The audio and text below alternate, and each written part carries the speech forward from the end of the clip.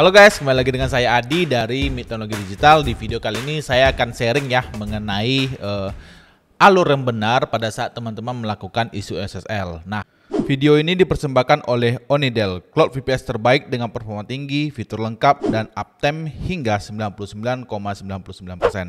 Didesain khusus untuk developer dan bisnis, Onidel menawarkan teknologi canggih, kecepatan optimal, serta harga transparan tanpa biaya tersembunyi. Buat akun sekarang dan rasakan performanya. Gunakan link referral kami di deskripsi dan klaim bonus double bandwidth transfer dengan mengajukan tiket ke Onidel.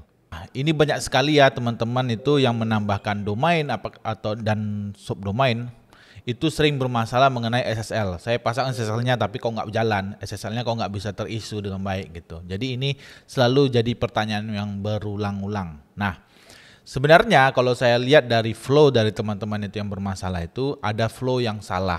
Di mana pada saat teman-teman menambahkan domain ataupun subdomain langsung di pointing ke IP VPS, langsung teman-teman itu melakukan isu SSL. Dan ini sangat salah. Kenapa?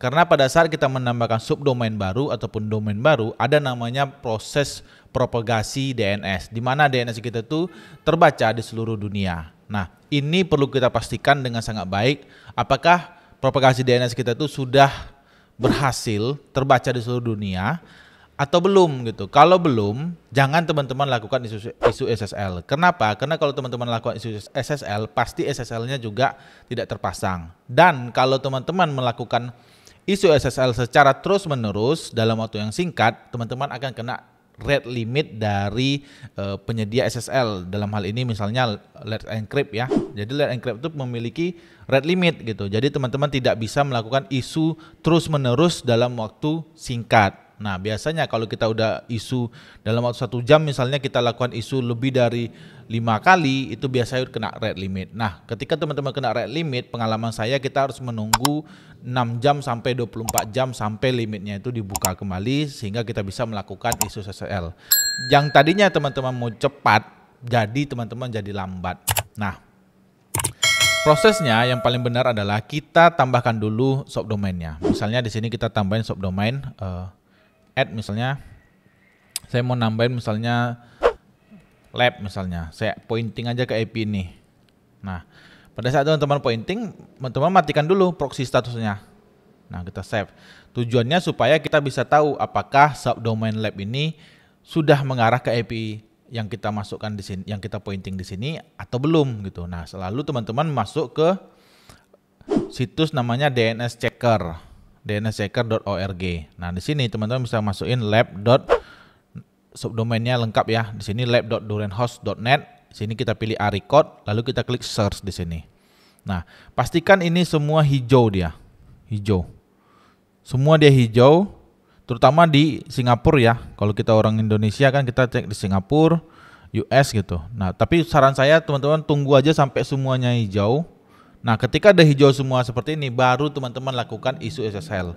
Jadi pada saat kita menambahkan subdomain di sini ataupun domain baru di sini, itu bisa cepat bisa lambat propagasi DNS-nya. Jadi kadang cepat seperti yang kita praktekkan di video ini, itu cepat. Kita tambahin subdomainnya langsung terbaca.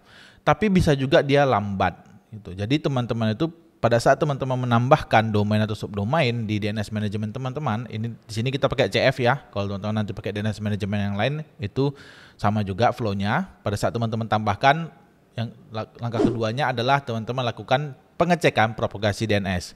Pastikan dia sudah terbaca di seluruh dunia. Nah, ketika sudah terbaca semua seperti ini, teman-teman bisa aktifkan proxy-nya. Nah,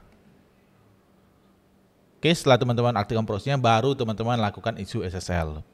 Ketika teman-teman mengikuti alur yang benar dan tepat seperti ini, maka masalah isu SSL teman-teman tidak akan teman-teman hadapi. Karena memang pada saat kita melakukan isu, DNS kita tuh harus sudah terbaca. Kalau dia belum terbaca, maka dia bisa terjadi gagal isu SSL-nya.